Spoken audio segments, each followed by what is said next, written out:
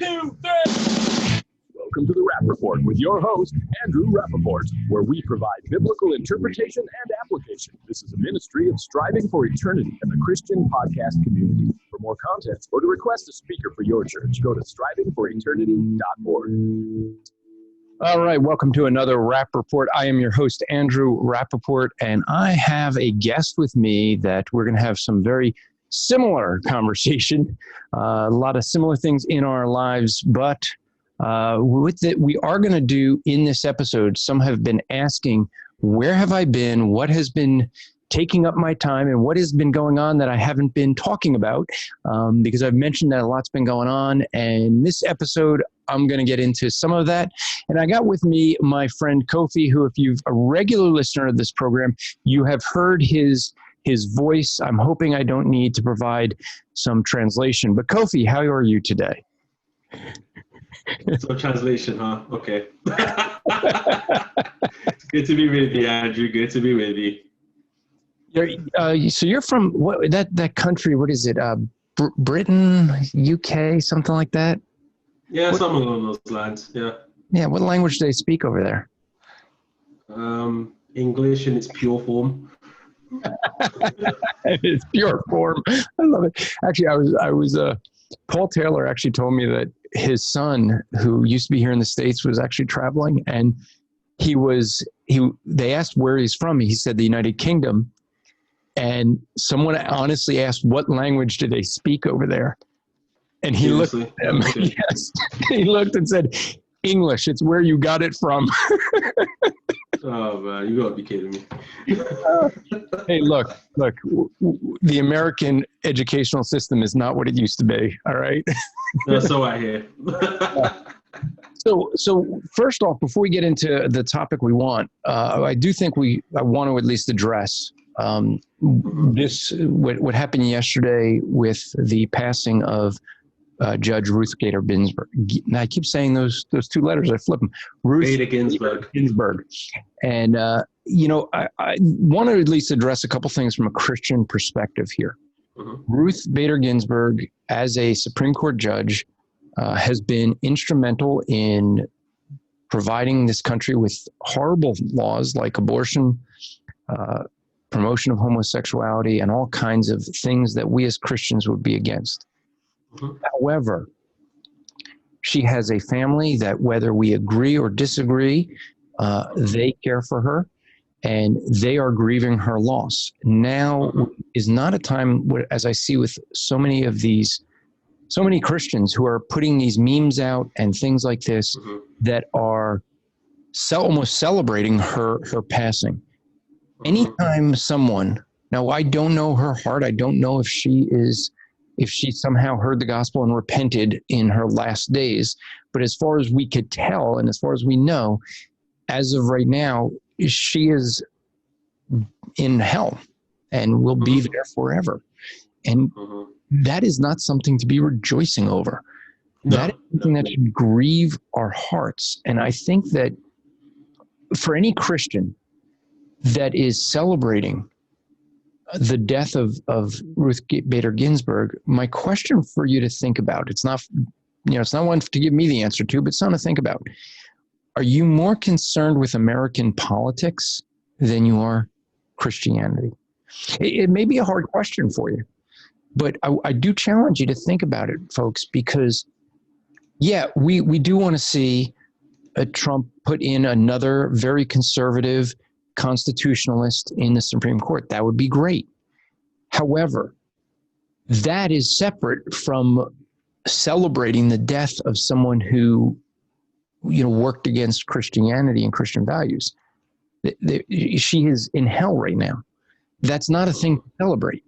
That's a thing to be praying that her family will come to Christ because of her death.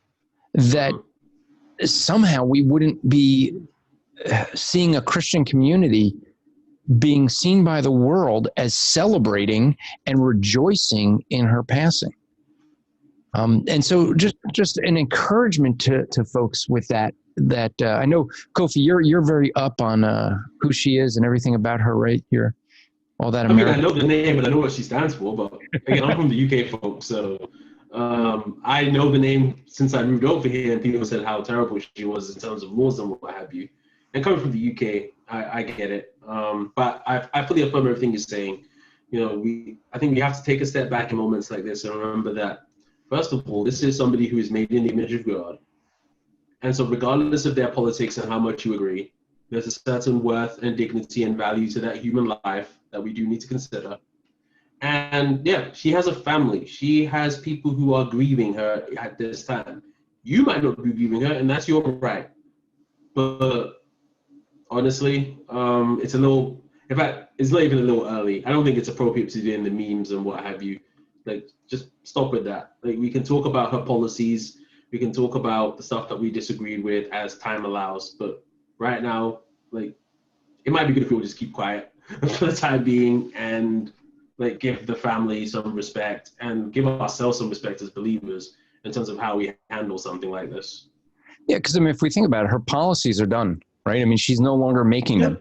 So there's no reason to bring them up at this moment in time. I think if we bring it up in light of who President Trump might put as or nominate for that seat, that would be fair because that's not focused on her and her passing and focus on the future and who we might get in that seat and what it could mean for this country. But I think that it is I almost want to say inappropriate to have Christians running around and posting memes and where it has the appearance of celebration.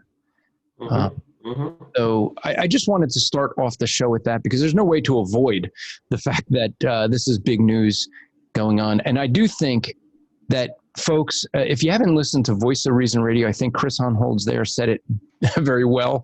I posted it after I heard she died. I had posted online that, she had passed and the election's going to get even crazy. I mean, we're going to have way more craziness going on. And I think Chris Honholz said it well when he said,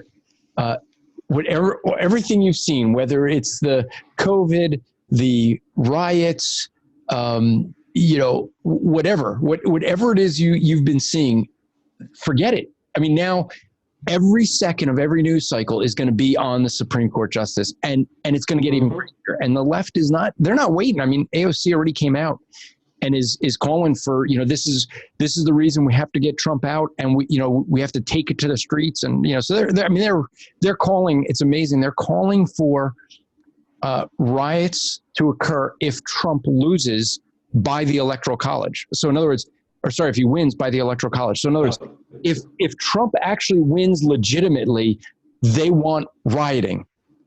In other words, and they say Trump is the one that's not going to accept the outcome of the election. It's like, you won't even accept it and it hasn't happened yet. You don't accept the one from 4 years ago. So it's insanity. I think as believers, the right view, and this is what this show is about, is putting having a biblical interpretations and applications, and a biblical application to the passing of Judge Ruth Bader Ginsburg is not to be celebrating. Whether we agree with her or not, she was put in that position by God. She was there and she was serving, whether we agree with her policies or not, and we honor her. And I know there's some Christians going, what in the world is wrong with you? How do you honor her? You honor the position. You honor her for the position she had, whether you agree or not. But the thing is, for us as believers, I'm more concerned with her soul and the soul of those in her family. And maybe the reason that a Ruth Bader Ginsburg got to the Supreme Court is because there weren't enough Christians worried about people's souls. They're worried about people's morality. And just maybe we need to start focusing on people's souls and where they're going to spend eternity and less on their political views. Just a thought for us. You guys judge on your own hearts.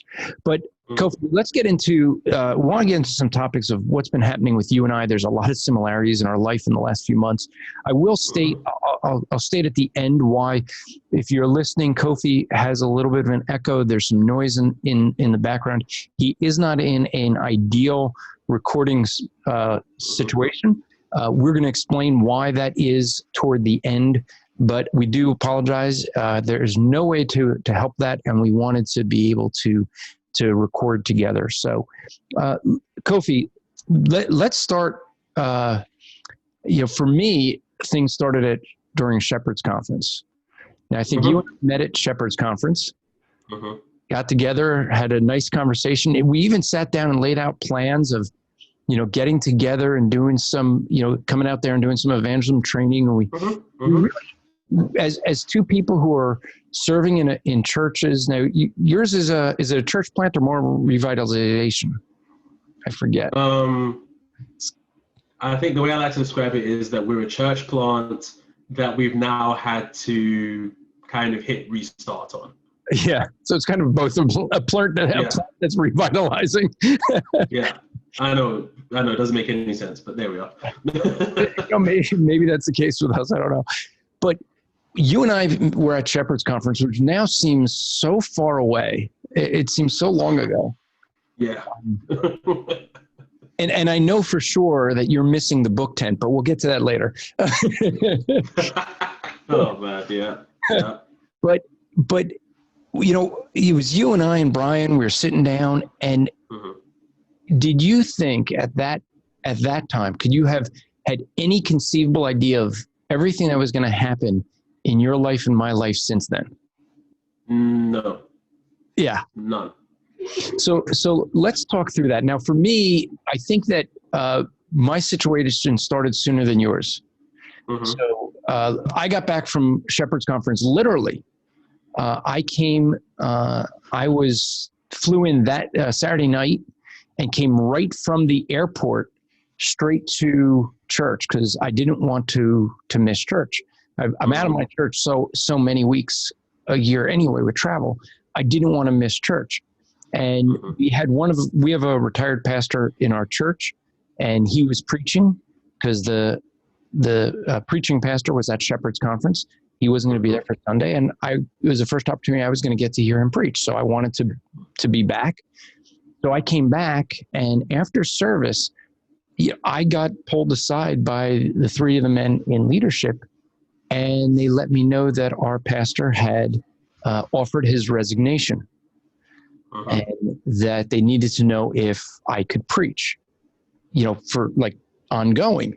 And I was like, sure. And it was explained that there was a disqualification. And they were quick to let me know that it wasn't anything immoral, no sexual thing like that. But I give a lot of credit to these guys because they didn't want to give me more information than I needed to have at that time. They needed to know if I could preach the next couple of weeks, but they didn't want to tell me any details. They had said to me, look, we'll let you know when we let the whole congregation know. Just please keep it to yourself. And I think that was the appropriate way of handling it. I gave them one piece of advice. As you know, I do a lot of travel. I counsel a lot of pastors. I gave them one piece of advice, and that was, I don't know what the details are, but whatever they are, make sure you say everything. Tell the whole story. Don't try to cover it up or to protect someone's reputation if there's a disqualification, because it only makes it worse. So that was what I had known. And it turned out that eventually it was expressed that, there was a disqualification and it came with finances, both in his management of finances and in what he was doing about his finances. He was making very good money we're a church plant. There's, I think, maybe at that time we were having 30 to 40 people. And we started the church really with, I would say, if you include the pastor's family, there were 4 or 5 core families that kind of started the church. There were 3 that started it. I came in about 8-9 months later, and it took me a while to transition from my old church into this church. And so, that's how it had started out. And now I'm in the position where I'm like, okay, I'm going to be preaching, most weeks.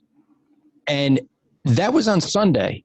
On Tuesday, as you know, I'm working with these guys to, they said they were putting a letter together, and I was trying to just offer what counsel I could, and because I didn't have the details at that time. And I think it was Tuesday that we got the call that the center that we rent is shutting down because of this thing called COVID. I don't know if you ever heard of COVID.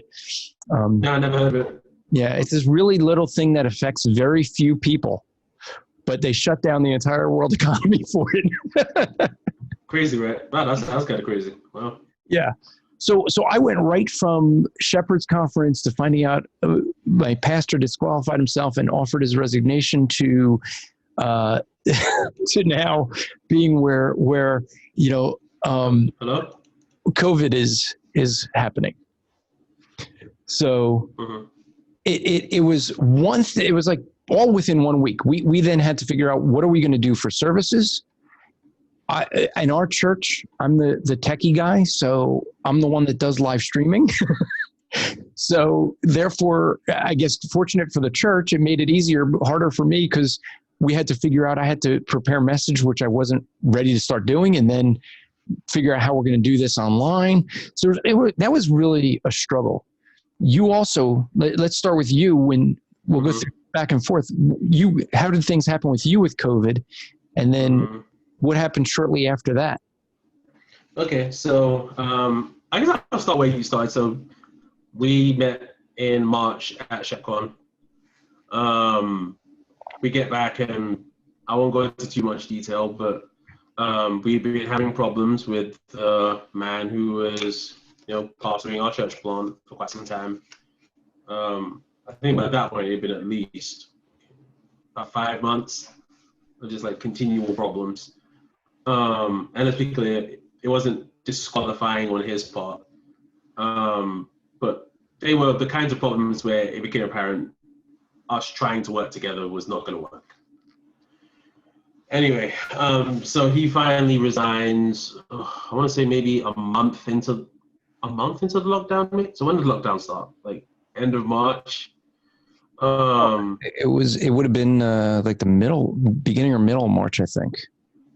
That's right, because I think we met one. That's right. I'm thinking it's end of March. I think it was the first week, right? The first week, I think we came back. I think we had 2 more services, and then we went to live streaming. So yeah, about maybe a month, actually a couple of months in, he finally resigns, and I'll put this out there because that's what happened. There was a conversation where it just became apparent that, okay, you are not the guy for this kind of work.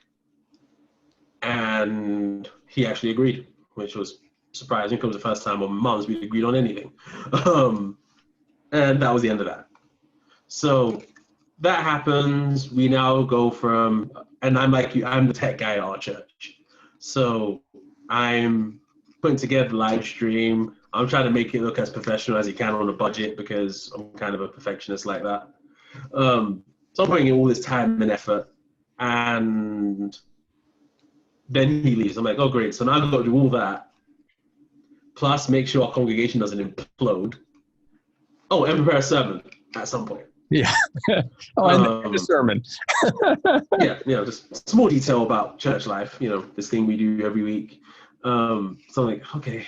So yeah, I just kind of threw myself into that. And of course, there was a bunch of drama along the way, including the fact that since everything in the church was registered in the previous pastor's name, I won't go into my feelings about why. I have very strong opinions about that, but this isn't the forum for that. We had to shut everything down. So bank account had to go. We couldn't use the name. Everything just had to disappear at his request. So at that point, I'm like, yeah, okay.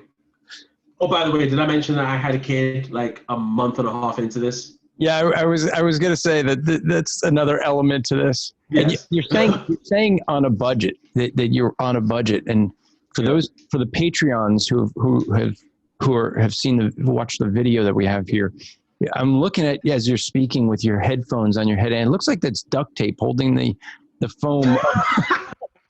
So as you talk about working on a budget here. That is 100. Yes, this is actual duct tape. I like these headphones, and I was going to throw them out, and they worked just fine. So I duct taped the headband. So that's the budget part. Yep. Hey, look, I grew up broken in the hood. Like we know how to hustle. Like, we know how to make it work. It's fine. But yeah, so now we got to do that. I now have a son, end of May. Little Gareth, who's now he's 4 months today, actually. By the time the day we're recording this, he's 4 months today. So that's your new parent. That's a whole other learning curve that I was not ready for, but there we are. So I mean, we're doing all of that, and yeah, I'm now the primary preacher and usher. I'm not the pastor, but I'm doing the bulk of the pulpit work. Doing that and a midweek Bible study. I was like, okay, this is interesting. But yeah, that's kind of bringing you up to where you are in your story. Yeah, so both of us at this point are unexpectedly filling the pulpit on a regular basis, teaching a midweek Bible study. Now, our church didn't, at the time that this all happened, we didn't really have a midweek Bible study. The men were meeting together once a week on Wednesdays, but there was a ladies' Bible study that had been shut down and a youth group that was shut down prior. And so during the COVID, we actually started we actually were doing more ministry, I think, during COVID than we had in the year prior. We were having more people attend online. And we started a midweek Bible study. I started going through Genesis, the first 11 chapters of Genesis. To me, it seemed like a good foundational thing if we're going to start something new that's going to be with all the families. We wanted to have something that would equip the youth, and give them some training and preparedness for what they would come in contact with. And so, I mean, every theological doctrine is rooted in the first 11 chapters of Genesis. It makes sense to start there. And so we had done that, and we ended up having, which was really awkward, was to have a congregational meeting in Zoom. And we're a Grace Advanced church, so we had the Grace Advanced pastors attend that to explain, because really it was their decision, to say he was disqualified, and so, and they're the ones that accepted his resignation, and so it was they came and explained what was going on, and gave a lot of details. I'll put it this way: our local leaders provided 2 letters that gave way more detail than I expected, because typically, and I know you know this, people will try to protect the person who left and minimize it or not explain details. And for folks who are listening, if you're in a church, you know what it's like when something happens, and especially if you have a pastor that leaves, you want to understand why. And what our human minds end up doing if we're not given the why is we start letting our minds wander. And usually, typically, where people go in their minds is worse than where it really is. And then what ends up happening almost is people, when they find out what really happened, start to think that, oh, it's not so bad. Because they were thinking the worst. And I told the men in my church, I've probably counseled 100 churches easy, dealing with church discipline and issues of having a disqualified pastor and things like that. And I've given the same advice every time. Don't hide the details. 1 Timothy, 5:20, especially in the case of a pastor, if he sins continuously, you present it in front of all so that all will fear. You don't cover it up. And these guys did a really good job of handling it. I gained a lot of respect for them in their handling of this, because remember, these 3 men at the time were not pastors of the church. They're leadership. They're the core families. They were elders in other churches. And I make no distinction between elder and pastor. They're not 2 different roles, but they were in leadership positions in other churches, but not in this church. And it was the first chance I got to see them handling a crisis. And, it really endeared me to them to see them handling it well. I know that you had a situation different because you didn't have to do a congregational meeting over Zoom, which is we did. Oh, you did the first one on Zoom? So allow me to fill in a few details about what happened when the previous pastor left. So we had a meeting after a live stream on a Sunday where we're like, okay, we had a meeting the week earlier where he'd agreed to resign, but he hadn't put a date on it. We felt it would be good for the good of the church that we could actually move on. Let's actually just put a line in the sand and say this Sunday is the end. Again, he agreed. So I was like, okay, cool. Then what needs to happen is tomorrow we take the day and Sir, I'm going to mention his name. I'll just use the name Sir. Sir, you write an email expressing, that you're resigning and blah, blah, blah. You mentioned my friend Brian Losney, who was involved in leadership. Brian and I, on the other side, will write a statement as well, basically saying we're going to provide a time for some questions and what have you. That was its own drama. We finally got that out. And in the message we said, okay, we're going to have essentially a congregational meeting via Zoom on Wednesday, because that was our usual midweek Bible study. To say that meeting was an unmitigated disaster would not do it kindness. It was bad. Like he threw us under the bus, myself and Brian under the bus, without throwing us under the bus, in my opinion. Kind of made out like I didn't want to do this. Meanwhile, there'd been lots of threatenings for months about resigning and shutting the church down. That was, in my opinion, a lie. I would stand up in the court of law and say that was a lie, in my opinion.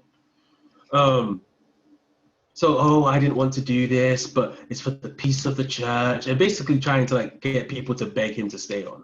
Yeah, in other words, playing the victim. 100% playing the victim. Yeah. And I don't play a very good victim. I don't get visibly emotional like that. And so he's kind of tearing up and being weepy and what have you, and I'm just there kind of stone-faced, looking like I don't care. Which isn't a great visual, I understand, but I'm not going to fake it either. And, a few times made some accusations towards the congregation that I think were unfair. We did a congregational meeting by Zoom. I don't recommend it. Well, actually, and folks, for the reason, look, people have been asking where I've been and what has been going on. I wanted to share that. I figured this is a better way of doing it because, Kofi, you and I there's going to be a lot of similarities in what's been happening in the last several months, and with some differences, but the thing that is helpful for folks, and the reason we decided we want to do this is to let you know that ministry is hard work, and it's not always what the idealistic view that people have of ministry. But let me ask you a question.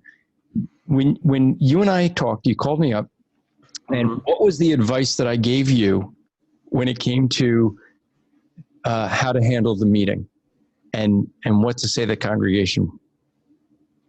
You gave me the same advice you gave to everyone else. Do not hide any of the details. Ladies and gentlemen, I'm going to admit that first congregational meeting, we didn't listen. And I wish we had, because it did not go well. And in hindsight, I should have sang like a canary in that first meeting, like, yo, people, there's some things you need to know. But we had another meeting the following week after the dust had settled. And that meeting, we were like, okay, look, this is why. And that's kind of been our policy since. We've had one more meeting as a church where we kind of talked about the financial stuff, like having to lose our bank account, having to change our name as a result because the name was registered to him and he wanted the entity closed. Having to do all of that stuff. But yeah, ladies and gentlemen, when Andrew says he gives everyone that advice, he gave me that advice.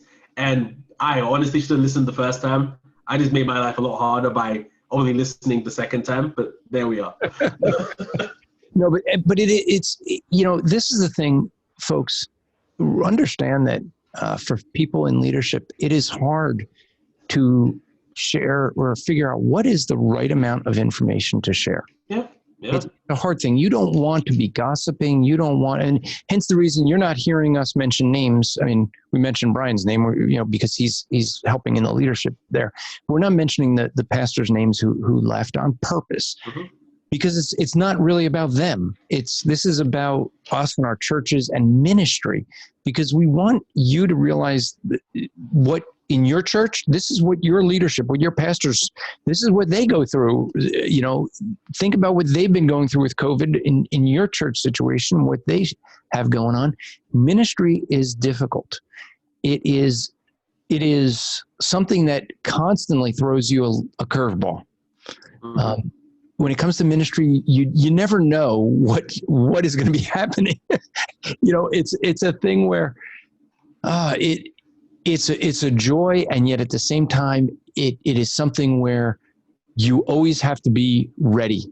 You always have to be prepared, because I had 1 week to prepare a sermon that I wasn't ready. And what we wanted to do is, for the sake of the church, I don't know if you did this, Kofi, I didn't ask you this, but for the sake of our church, I remember talking with the men, and I said, hey guys, look, I could do one of two things. I could preach through a book that I've preached before, something like Philippians or James, or, something I've preached in detail where I've done the study. But I think for the church, what would be better for the church, not for me, it was harder for me, better for the church, is to continue the book of Mark. We had just started it. We were still in chapter 1, just to start right where the previous man had left off, pick it up from there and go. And that's what we decided to do. It meant more work for me, but here I am. We're trying to figure out COVID. We're trying to figure out, I didn't have to be involved in what had to be announced because I didn't know at that time, but I was still trying to work with them as far as how we're going to do services and prepare messages. It was done. And this is what ministry is like. Now, you and I ended up having some other things, so we're right now, both you and I are doing the majority of the pulpit ministry. We have in my church a retired pastor who 40 years pastoring, and he came to the church, and he's been able to pick up the Sunday school. So he's now that we're doing Sunday school, he's teaching the Sunday school. We didn't stop any ministry. We continued right where we left off in Mark. We continued right where we left off in the Sunday school material. Just picked it up and kept going. And that makes it difficult for folks. Here's a pastor. He wasn't prepared to teach, and that's what he was gonna. He stepped up and said, I can teach through some stuff that I have, and he's been teaching the Sunday school. And all this through COVID, when you're suddenly having to pick up the counseling ministry. I had to pick that up, a lot of counseling and discipling that the previous pastor had been doing, and I know you did the same. These are things that were unexpected. And, people want to know, well, why did I, if you've noticed with these podcasts, I put up 2 of my sermons. I've put up the talks from the Snatch 'Em from the Flames, and then I took a month off. And this is why I've been preparing sermons on a weekly basis. We were still, at that time, I was teaching a midweek Bible study. There was a lot going on. Meanwhile, through that, I had sold my house during COVID. But the problem I had was I lived in New Jersey and our church is in Pennsylvania, and I needed to move, but I had the stress of not only everything we've been sharing, but I had a house that was sold, and I couldn't even, they wouldn't open real estate in Pennsylvania to start looking. So I couldn't look for homes because all of a sudden, my house is sold, but they're not open. And I got into this position where once the housing market opened in Pennsylvania, there were a lot of people in my situation. They had sold a home, they're in a contract, they had to buy another home, they needed somewhere to move into, and people were buying things like crazy. Every house we were looking at, we were offering full price and being outbid by $5,000 to $10,000. We would go and every week we put in 5 offers on homes, and every week we'd put an offer in, we're outbid, and the next week we'd see those same type of houses up by $5, $10, $15,000. It was literally going up that quick. And we were watching houses were being listed on a Friday and sold on Sunday. We had one house that we saw it went up on Sunday just after church is when it got listed. Right after I got done preaching, service closed, we saw it pop up just during our fellowship time on Zoom. And we said, let's go over there. Let's check it out. So they didn't have lots of pictures up. They didn't had a bad write-up up. So we figured maybe there's a chance that not a lot of people will look at it. We were wrong. 2:30, we were the first couple in there, 2:30 on a Sunday afternoon. They'd let us in for half an hour. Every person had half an hour. They had showings from 2:30 to 8:30, and they had 10 offers on the house. Ours was one of them. We were tied with someone on the offer. Same. The offer was the same across the line. They just put more money down as a down payment, so they were given the house. And the pressure got to where we were like, we literally had one weekend where we said, if we don't find something this weekend, we're going to have to rent. And renting with putting stuff in storage was going to cost more than the mortgage. Yeah. And so we were not looking at a good scenario. It was so much stress that my blood pressure actually skyrocketed, and I ended up in the urgent care because my blood pressure was hitting between 160, 170 over 100, 110 or something like that. And, my sister was like, get to a hospital now because you're close to having a stroke. And so, we went and I got checked out. They gave me some medicine and basically told me you need to relax. So that was like July 4th weekend that happened with the blood pressure. And I think we saw this house the week before. The house that we're now in, for those who are looking at the video on their Patreons who are looking at the video, you see it's a different setup. I don't have all the books behind me. I have 2 windows behind me and only one bookcase, though you can see some commentaries down over here. But I still have books pretty much all around the room. But the thing that ended up happening was we were only given half an hour. Now just put yourself in this situation. We had half an hour to decide if we liked the house enough to put money down. And I mean, like, this is a huge decision. Half an hour, that's it. And the market was so hot that the realtor was saying, well, what you need to do is you can't have your, basically saying like, don't have the inspections. And so we were told, don't look, don't have inspections. So how do you, now you got to just trust that there's not going to be a problem with the house. So what we did was we got into the house, we got there early, we got here early, and they let us in for about 15 minutes before the people that had the appointment before us. We went through quickly and said, okay, the house could work.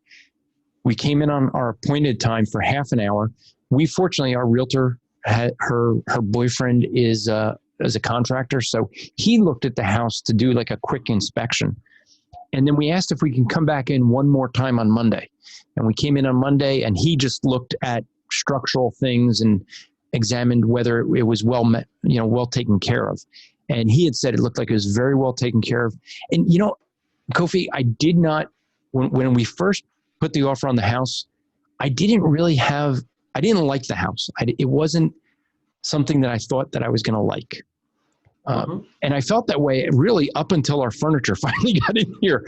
Now I'm starting to like it more than our old house. But there were some things that it's very open, which is I thought going to be a problem, but it turns out that I really enjoy that. And so, that's a thing where the thing I thought I wasn't going to like turns out to be what I do. And sometimes that happens. And we just, before we got to this house, we sat outside before we came in to look at it. We prayed and just asked for the Lord's direction. And we felt that this was something that would work and we'd be able to use it to serve the Lord in this area. And so we said, okay, we'll move forward and see what, we lost 4 other ones. So we'll see what happens with this one. And there were actually 2 offers above ours. and they went with ours anyway. And so, which was good, so, but there was a lot of stress even in that because, there was problems with the moving dates and we had to put our stuff in storage and find a place to stay for a week. And so all of that stress while preaching regularly, doing midweek Bible study, having to deal with COVID, and then coming out of COVID when we can now start meeting again in a building, but trying to figure out all the rules that the building was going to require of us because we rent a place. We don't have our own building. We're a church plant. So all that stuff. And, for a lot of people, think about when you're at your job, there's usually, a separation between what you do at work and what you do at church and your family. But when when work and ministry is when ministry is your work, there's no separation there. And when everything gets thrown at you like this, it really can stress you out quite a bit. Now, I feel you. So I was in a position where I had to go looking for a home. It was, we had sold the house. We're looking for a place. It was a stressful situation, but you similarly, but for different reasons, more recently now have to be looking for a home, though that may be a little bit way off. And that this is going to get into why you're in a location that you're at and why this sound is what it is and why you can't help that. So let's get into your life and what happened more recently, and during all this, I should also mention, we're doing all this while, after Memorial Day, we have all these, riots going on and looting, we're not all that far from, a major city. And so we do have the case where, we have people that live in the city and have seen some of the riots and things like that. But all of this, all the nonsense that we've had between COVID and riots and all that. And for the record, because folks who aren't on Patreon don't see the video, you have a lot of melanin in your skin, don't you? So I'm told. Yes. So Black Lives Matter has been caring about Black lives, and in one way of showing their support for Black lives has been starting wildfires. So why are you looking for a home, Kofi? Because as of last week, Tuesday, my family doesn't have one anymore. We lost our home in the wildfires that, we'll just say started up. We won't talk about who started them, but started up here in Southern Oregon last week, Tuesday and Wednesday. So we lost our home and we're currently staying with a wonderful Christian lady who's put us up in her house in the meantime. But yeah, we lost our home. Yeah, so you and let's talk about how that ended up happening. Actually, let's talk about that after a commercial break. What I want to do after this break is I would like to, because when you and I were talking about this, you kind of knew the fires were getting closer. Walk us through that whole scenario of what was going on with that after this break, okay? So right after this. The Christian podcast community is a cohesive group of like-minded Christian podcasters proclaiming the truths of Christ with expertise and passion in the areas of theology, church history, Christian living, evangelism, apologetics, parenting, homeschooling, sermons, and much, much more.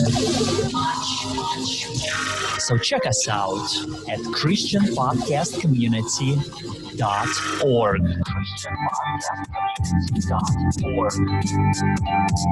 One stop for all your favorite Christian podcasts.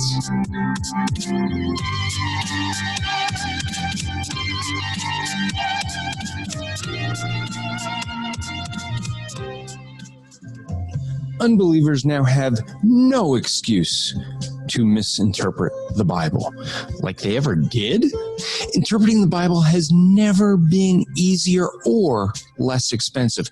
Get your copy of What Does It Mean to Me? This teaches and demonstrates the importance of biblical interpretation. Proper biblical interpretation is the difference between truth and error, life and death, heaven and hell. This is created for your sinners. That's your Christians in name only. Readers will stop asking, what does this mean to me? And start asking, what does it mean? Get your copy of What Does It Mean to Me at trackplanet.com or on amazon.com today. You want to get this before it's too late. And that is from Josiah Nichols. He wrote that short little book, What Does It Mean to Me? Teaching, well, hermeneutics in a short form. I saw you chuckle at my comment of sinos. You know, it should probably be pronounced chinos, but sinos just sounds so much more the sin. Oh, you know. Yeah. You know, it's like the rhinos, the Republicans in name only. Just So walk us through. You knew the fires were coming. You knew that they were somewhat close to your house. What was your thought process? What did you end up doing? What did you get? You know, what did you start preparing for? I am naturally very pessimistic, and so I thought, if these fires are coming, this house is not going to remain. I had no reason to believe that. I mean, they could have stopped short of us. But for me, I naturally just go to like the worst case scenario. So Okay. Look, it's not pessimistic. No. It's called realistic. Okay. Yeah, I've been told that I'm pessimistic, and I say no. I'm just being a realist. I know how life seems to work for me, and it never seems to work the way I expect. It always is the worst case scenario. Yeah. Okay, that's about, and I've used that line too. So yeah, I'd actually agree with that. So I was like, okay, let's just get essentials, get some stuff to tide over, and we just need to get out of here. And of course, grabbing some stuff is made complicated by the fact that it's not just my wife and I. We've got almost 4-month-old at that point who can't look after themselves and gets kind of tetchy when they're left alone. So it's like, okay, I'll hold him. You go pack some stuff. Okay, you got your stuff. Okay, I'm going to go ahead, pack some stuff. But I think in that moment, my number one priority at that point was I need to get my family out of here and get them somewhere safe. The loss of a house, okay, that's going to be frustrating. That's going to be all the problems that come with that. Fine. We just need to be safe. And, you know, the whole time I'm at least internally just praying, I don't know what's going to happen here, but this does not sound good. And in fact, we could see like smoke just wafting in from all over the place. Neighbor comes, knocks on our door, says, my husband is on the roof. You can see the flames. So it's like, oh, this is real. Like, this is happening. I won't say I wasn't scared, which sounds really weird, knowing that there's a fire not too far from where you are. I mean, I wasn't scared. I knew knowing us, just like, okay, my wife and I are both very level-headed people. We're just keeping a sense of calm. It's just, let's get what we need, especially for the baby, and let's get out of here. And really, that was my thought process the entire time. You know, just take care of the family, make sure they're fine. If we lose the house, we lose the house. Like, I'd rather that than be, you hear of these stories of folks who are like, I'm not leaving my house. Nah, sorry. I will go ahead and leave the house. No problem. Sometimes it's good to run to see another day, Yeah. And I think, one of the things that I think a lot of people think about, but in more of an academic way is, okay, if there was a fire, if I had to leave my house really quick, what would I grab? Right? I mean, we don't often think about that, like in a realistic way.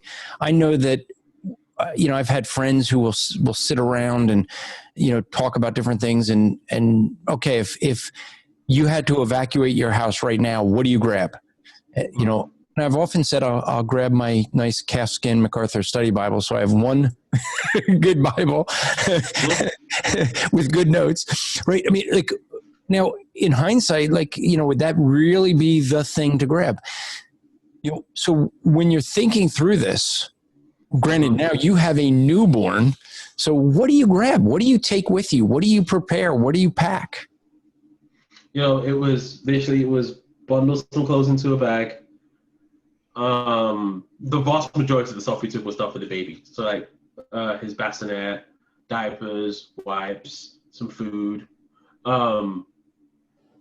Diapers, wipes, food, his little playpen thing. And also we've got 2 cars. They're not big cars either. Like, I don't drive a truck. So like I've got limited room in my car as it is. So it's like, okay, let's grab the stuff that really it just came down to what do we need for the baby to not be out of sorts, and what do we need so that we could just be tidied over for a few days. And it ended up being just a bunch of clothes. Like I was I was in the house that day. I didn't go anywhere, so I was just wearing some like flip flops. Like those are my shoes for like 3-4 days. Like I don't like flip flops, so that was already a frustration. It's like, great, I have like 3 pairs of shoes. 3, like you guys say sneakers, I say trainers coming from the UK. I've got 3 pairs of like tennis shoes. I could have grabbed any of those and I didn't. It's like, okay, like no, the mindset is what do we need? Not what I like, get out. Like I grabbed like 3 Bibles that were in the living room. Didn't have time to grab anything else. Grabbed my computer. And that was because we had enough time that I was like, okay, I can go back in my office, unplug my computer and get out. But yeah, I mean, in that moment, I think you're right. It's a very academic question you can ask sometimes of, you know, what would I take? Oh, I take this. Like, but when you don't have the time to like sit there and rationally think about how can I pack this? It's get what you need, you know, and it was very strange. I've not had to think like that ever that I can think of. Yeah, and you know, I joked earlier that you were missing the book tent at Shepherd's Conference because one of the things that you lost was your entire library. And any pastor knows what that feels like, or the cringing feeling of what that would feel like. I mean, when I moved in here, I had to get rid of 2 bookcases. They're in the basement, but I have 2 bookcases in the basement and 1 bookcase I just had to get rid of. There's not that much space as I had in my old place. And so just for me, just getting rid of books, just trying to go through books that I've read and enjoyed and, well, okay, some I haven't, but you know, I mean, I do have a heresy section. Actually, before I moved, I tossed my heresy section, my Kenneth Copeland, Kenneth Hagin, you know, Joel Osteen, they just went in the trash. Okay. Yeah. They went in the trash or they became, you know, fire material, you know. Yeah. You know, it gave a new meaning to burning in the bosom, you know. Joel Osteen never made me feel so warm before. That's funny. That is funny. So, but yeah, I mean, I tossed those. But when I moved in, it's like I had to go through and taper down and taper down and taper down. And I've actually done 3 or 4 different taperings down to get my books to fit in the shelves that I have. And I'm almost done. I have 1 more pass through, and you know, but you know, and there's 2 young men in my church, one that is looking to go into ministry and one that wants to do apologetics. And they were very thankful that I tapered my books down because they picked them up. Oh, there you go. Yeah. The other, I've as you know, right, I'm gathered a large number of them, went through with you everything that I had, and we picked quite a bit, and I'm packing them up and shipping them to you. But you've lost your entire library. And even though you and I know that I've kind of ribbed on you quite a bit on your library as you would try to set it up, and you know, you're starting out with the building of your library, and I've got, you know, maybe 30 years on you on building of mine. Yeah. so I have the more time. I've kind of ribbed on you for that, right? Because your library was small at the time, but now it's gone. Yeah. You know, these are things we we read as guys who love to read and people love to preach.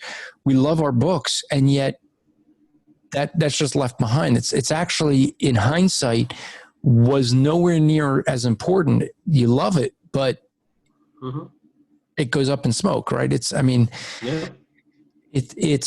really, they're valuable, but not worth it. That was my thought process with it. It was like, I've been building some of those books I've owned since I was 18. I'm 29 now. Like, some of those were like the Bible that the man who mentored me preached from. Like, that sat on my shelf with my other Bibles. Like, that's gone. I'm not going to get that back. I can replace a lot of those Bibles. That one I can't. Like, stuff like that, in the moment it stings. But, again, it's like, I could have sat there and said, you know what, I'm going to take 20 extra minutes and like take like the most precious stuff, stick it in a suitcase and I didn't have 20 extra minutes. Not that I knew.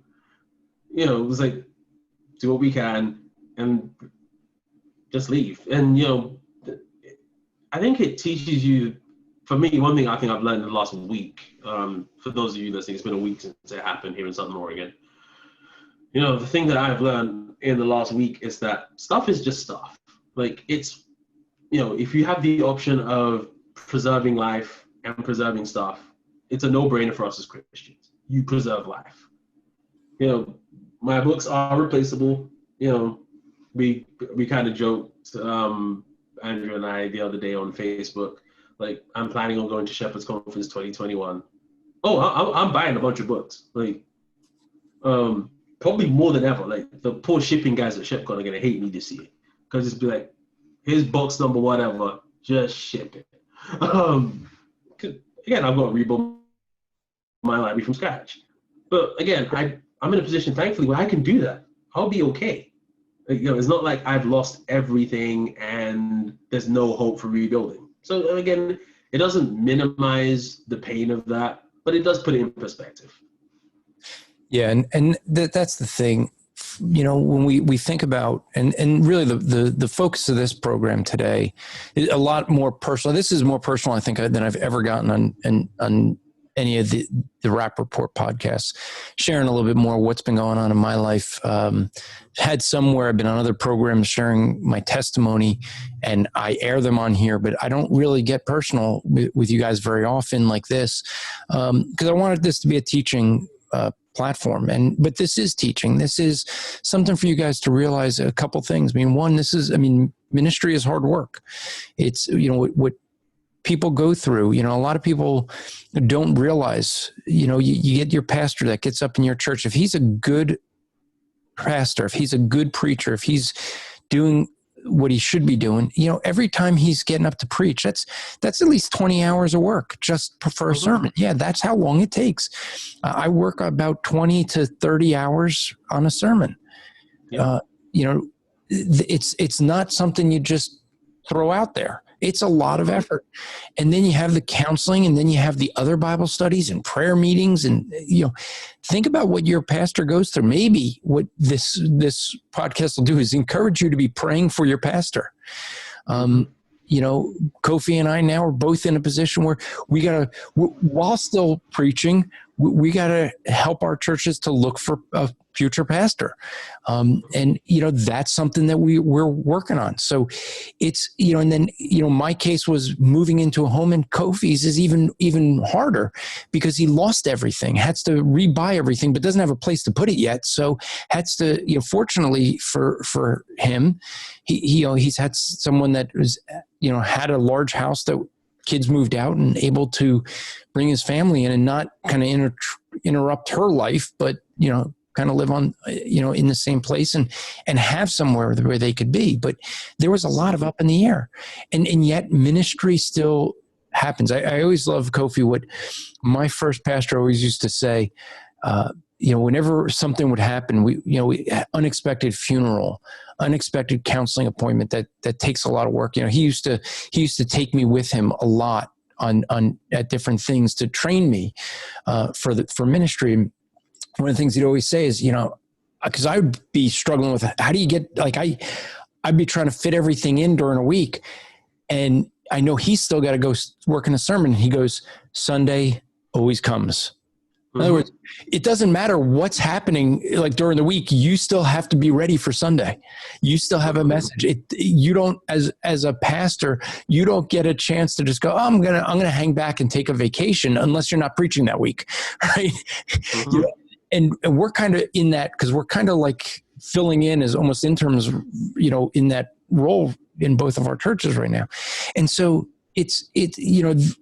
Besides doing everything that we still do, and you have even more because you have all the insurance you got to deal with. You have things you have to replace. I mean, folks, think about what it's like to lose all your clothes, lose all your material possessions, your books, in Kofi's case, to lose, you know, all your pictures, you know, everything. I mean, I know, Kofi, you did run in to make sure you grabbed important documents, you know, because those are hard to go to the government and get replaced. So, okay, those are things that you grab, the things that are really difficult to replace or are irreplaceable, that are super important. Like your Bible's irreplaceable, but it's not as important as your child, right? So you grab the child and the things you need for the child.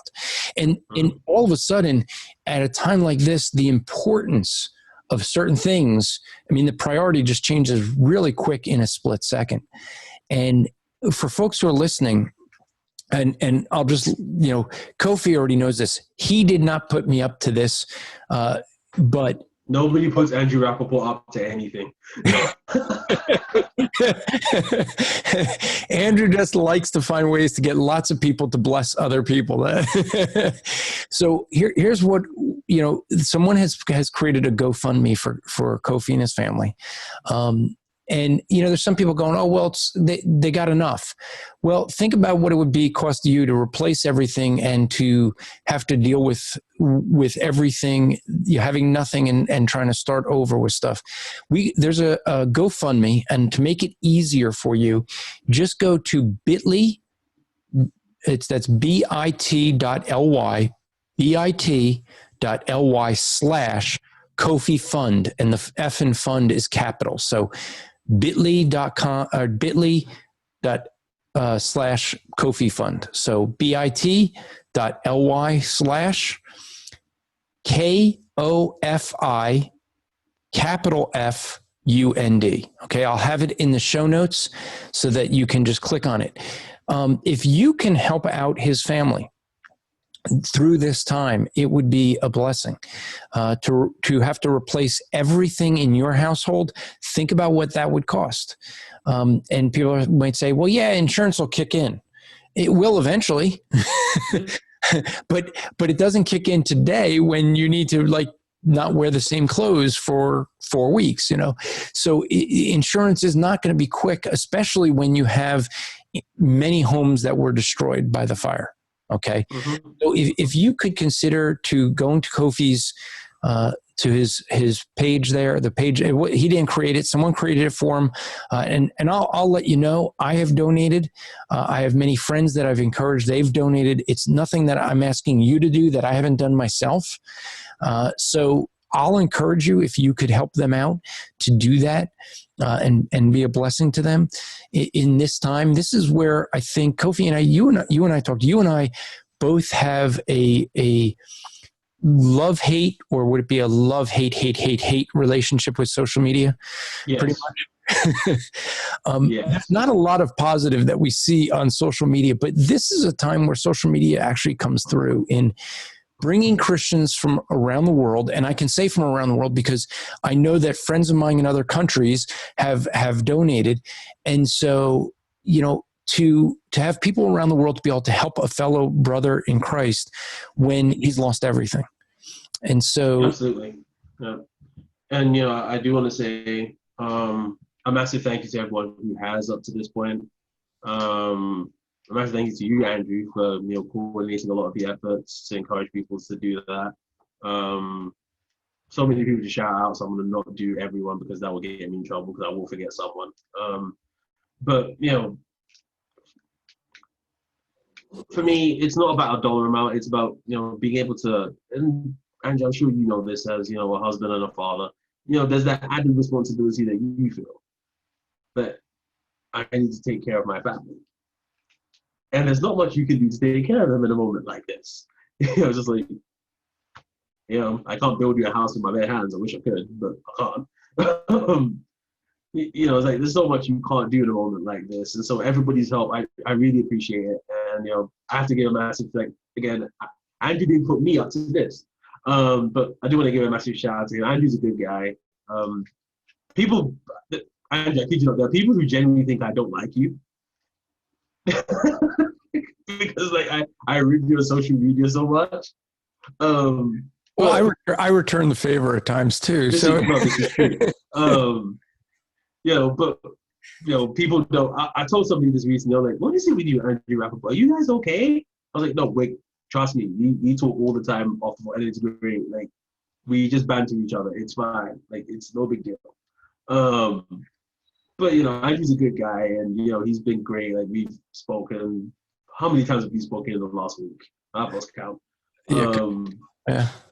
And just whether it's being casual, just commiserating with me. He's telling me stuff happening in his life, and I've been able to pray for him and stuff. That's a blessing, And social media is a pain in the neck sometimes. I mean, I did meet my wife on this, so I can't complain too much. But it's still generally frustrating at times. But moments like this, when people from around the world have reached out and said, "How can we help? What are your needs? How can we help? What can we do for you?" Or even just something as simple as we're praying for you. Like, that's an encouragement I can't put into words. So thank you, everyone. Yeah, it's a thing where, for folks who are listening, ministry is something that throws us curveballs. And these are the curveballs. I mean, this show, we're trying to explain some of the curveballs that have been going on in our life. There's a lot of similarity. And this is what ministry is like. I have to try doing all this stuff while running a ministry. It's not an easy thing. Life it can be very difficult. And so, it's something where we want, I owed it to you guys who listen, who are, the audience here at the Rap Report, also those who follow Striving for Eternity. I owe it to you to explain where I've been, because I know that, I said on the different podcasts, whether, many of you know my Apologetics Live podcast, Anthony Silvestro and Justin Pierce have been filling in and they've been mentioning I'm gone, I've been busy, and not explaining why. And some people have been asking them, where's Andrew been? I'm starting to return to that. I'm not going to be teaching, I'm not teaching midweek studies anymore. So it's one less thing, still doing the preaching, but the guys that I work with at the church have recognized that, I need to be freed up a little bit more and have been great in helping with that. And so I'm going to be picking things back up, but it's still a thing where I'm trying to balance all of the things that I have to do. We still want to make sure we give you guys, the audience here, we want you to have good content, and we don't want to cut that short. And so that's why, we didn't want to just stop Apologetics Live and stop the Rap Report. We want to pick up the daily Rap Reports. We've been replaying some old ones, but we're going to start those up again, hopefully soon. But we want to provide for you guys good teaching. And if we're not going to do that, then we don't want to do something. We don't want to just do it to do something. We want to provide you with something that's going to be helpful. And I just didn't have time. But I do feel that I owe it to you, my audience, to explain why, to let you in on what's been happening and why I've been so busy. So you don't think that I know there was Kofi, I don't know if what you might have heard, but there have been people that thought that we actually got an email. Someone thought that I was dying of cancer. And this is what I mean when I say, if you don't say things, people's minds start to wander. We were getting some emails, and people were contacting Dr. Silvestro and others, just, trying to figure out what was going on with me. Was there something, some thought that, because I hadn't been on the Apologetics Live and my Rap Report was was off for a month. People thought there was something going on, that somehow I disqualified myself. Like, I don't know why it is our human nature. We always go for the worst possible thing. Like, we don't think something good. The reason for my absence has been a good thing. We've told people that the move was just, the move was too much. I couldn't, I literally, Kofi, I work nonstop. I don't sleep. I go and go and go. But with everything that I was doing and the move, I actually hit a limit. I told my wife, I can't do anymore. And that's when my stress levels hit the roof, literally, in the blood pressure. And, we have to recognize our limitations. And so I hit my limitation during that time and said, okay, I needed help. I needed to cut some things down for a while. And I did that. But, now I'm back. We're gonna keep doing what we've always been doing here at Striving for Eternity. Now that some of the travel restrictions have lifted, we're traveling again. I'll be at the Cruciform Conference next month, October, I think 23rd to the 25th, out in Indianapolis. I'll put a link to that conference in the show notes if you want to go to that. But I was a late addition because I really, my focus was really on my church. My church had a need. Until we kind of got established, the church had a need, and I was saying no to speaking events. I wasn't taking any, because this is the way ministry sometimes happens. There are times when you have to make decisions. It may not be what you want to do, but it's what you do because it's what's needed. And at the time, my church needed me more than the ministry did to be traveling and speaking. And with COVID, that kind of made it easier. Most of my speaking events got canceled anyway. I had about a half a dozen or so speaking events that got canceled because of COVID. But we'll start hitting the road, and we're going to start going to churches. So if your church wants to have a seminar, we're going to start booking them again. If you're interested, just email us, speaker@strivingforeternity.org, speaker@strivingforeternity.org. We could put on one of our seminars. We got many, between Bible Interpretation Made Easy, how to interpret the Bible, whether it's our ambassador evangelism, presuppositional apologetics, creation science. We have a series of different seminars. We have one that Justin Peters, Anthony Sveshler, and I do called Snatch Them from the Flames. You may have seen the live one that Justin and I did over in May. But we have an extra component that Anthony comes in and does on social justice. We're working on a weekend seminar on social justice and critical race theory, why it's important, how it affects the gospel. If that's something you want to bring into your church, contact us. Dr. Svestro and I will come out, and we'll teach your congregation what are the issues with critical race theory and what's really behind the Black Lives Matter and Antifa, because people are wondering, what is really going on with all this? And we will come in and do that. One last thing I know, typically, Kofi, we do our spiritual transition game, which, you get to play and I get to take, whatever hard thing you give me to transition, but we've got it long. So, and since you like to stump me, I'm going to just avoid it. No, we've gone a little bit longer, and I don't want to go too long for a show, but let me just encourage you folks, for those who are listening, Striving for Eternity is listener supported. If you have gotten value out of the ministry, whether it's the Rap Report, Apologetics Live, whether it's So You Want to Be a Podcaster, whether it's the Theology Throwdown podcast, any of the other podcasts in the Christian podcast community, whether it's our Striving for Eternity Academy, whether it's our seminars, as you're hearing, we do a lot of different things. And we do that based on what people donate. One of the things we do that's different than any other ministry is we target smaller churches that can't afford to have people come in and do seminars. We look for those churches that want to have that conference and be able to be energized, to have their church energized with a weekend conference, but they can't afford it. Well, that's where our donors come in and help out. Our donors provide that. And if you would be so kind, if you find value in what we offer to you, if you see value in your life from this, would you be willing to come alongside us? Due to COVID, we have lost a lot of donors. People have been losing their jobs and things like that. If you can help out, just go to strivingforeternity.org/donate. strivingforeternity.org kofi.com/donate. It'll be in the show notes as well. But if you could help us out, that would be a great blessing to us. We want to get back on the road and get into some churches that are struggling, train them up, and equip them for eternity. So with that, Kofi, let's just wrap up.